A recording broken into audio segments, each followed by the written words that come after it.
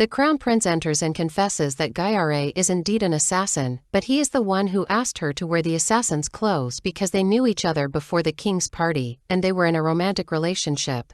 So in the party, he thought that the king chose Gyare. He went to the king asking him to take the girl. The prince tells them that they had met at the drapery, and she asked him to make a costume design for her. He asks her to rewrite her design to make them sure that is her handwriting. The prince gives her clothing design to wear and then she dances. However, she lost her memory, but her body is still remembering dance's moves. Sejong wonders what she is planning for. The concubine ceremony goes ahead, and she becomes an official, the crown prince's concubine. Sejong and Jae goes to see Gyare, but it seems she didn't know them. They become sure that she lost her memory. The king faces consort Chung for framing Gyare, asking her who instigated her to do that. The crown princess arrives. She says that dancer testified falsely because she was jealous that the crown prince chose Gyare, and she ordered to punish the girl for her lying. The crown princess Jiamhua and her father go to the crown prince telling him the same story about that dancer, but they get shocked knowing that the prince was hid the dancer with whom Gyare switched in a safe place. He warns them not to try such things again. While Sejong is practicing archery and thinking why she seduced He to make her his concubine, Gyare comes to thank him for helping her in the courtroom, but he says he didn't do it for her sake, but for the sake of the palace. He tells her he didn't want to see her again. While Sejong struggles not to sleep because he doesn't want He to take over the body, the king starts hallucinating about Wool as a child threatening him. She will take all what he had. Sejong orders the servants not to let anyone into his room, but Gyare sneaks in to bring him the dye she made. She hides under the table because she hears him coming. When he finds her, all the memories about slaughtering the royal family and burning their house pop up in his mind. Gyare's eyes remind him of the young girl at that day. He takes a sword and wants to hit her, but he prevents him.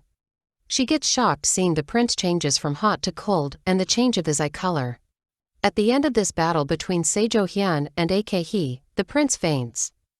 The prince wakes up and He takes over the body. He acts cold towards her not to discover they are different persons, asking her to leave, but she thinks the crown prince looks different.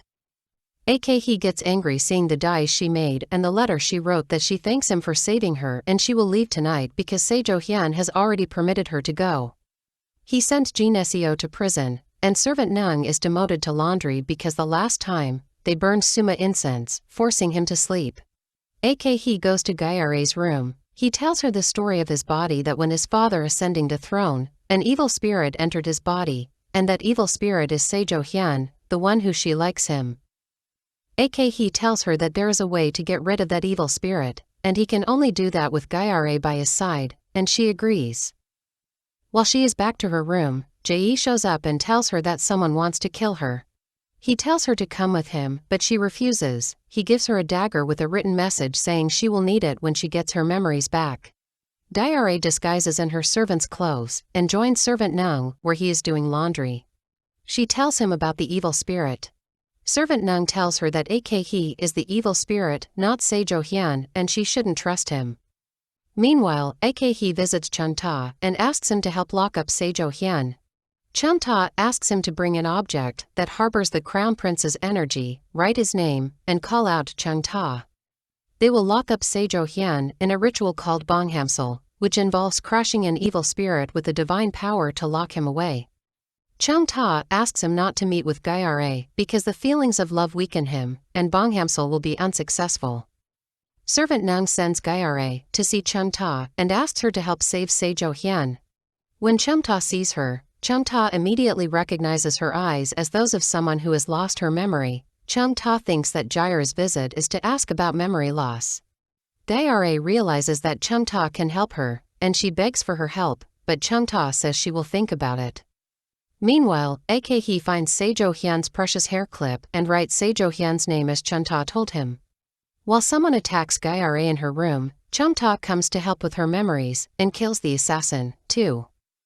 Chunta and He go to Hall of Spirits to complete the ritual to lock up Sejong. Gyare wakes up and regains her memories. Chunta finishes the ritual. The crown prince meets Gyare and hugs her.